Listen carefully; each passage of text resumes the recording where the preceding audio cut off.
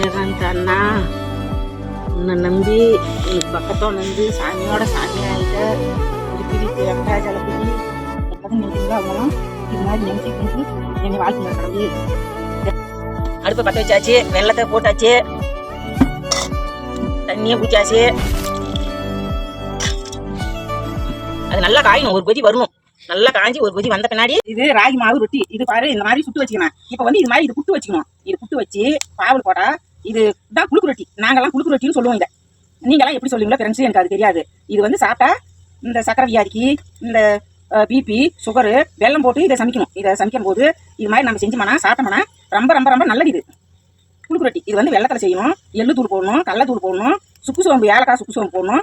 நல்லா பாவை காசி கொதிக்க வச்சு இதை இது மாதிரி புட்டு போட்டு அதை குளிக்கி விட்டு வச்சு சாப்பிட்டா சூப்பராக இருக்கும். இது 3-4 நாள் வச்சு சாப்பிடலாம். அவ்வளோவெல்லாம் கெடாது. இது கெட பொருளாக கிடையாது. பாவை வந்து நல்லா காய வச்சுக்கணும். நல்லா கொதிக்க காய வச்சு இந்த மாதிரி சின்ன சின்னதாக புட்டு அதுக்குள்ளே போட்டு எடுத்து வச்சு சாப்பிட்டா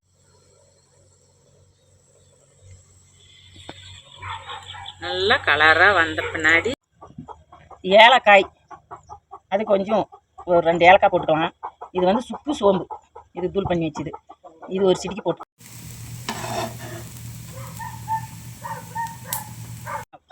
கல்லில் நிலக்கடையில் பண்ணது இந்த தூள் இது கொஞ்சம் போட்டுக்கலாம். இது வந்து கருப்பு எள்ளு. இந்த எள்ளு வந்து இந்த எள்ளு பொடி கொஞ்சம் போட்டுக்கலாம்.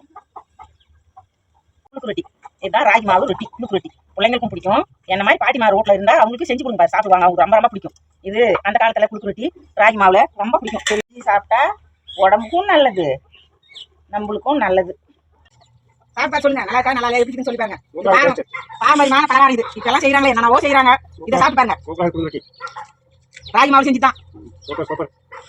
லைக் பண்ணுங்க, கமெண்ட் பண்ணுங்க, ஷேர் பண்ணுங்க, மணி பட்டனை அமுத்துங்க. தேங்க்யூ.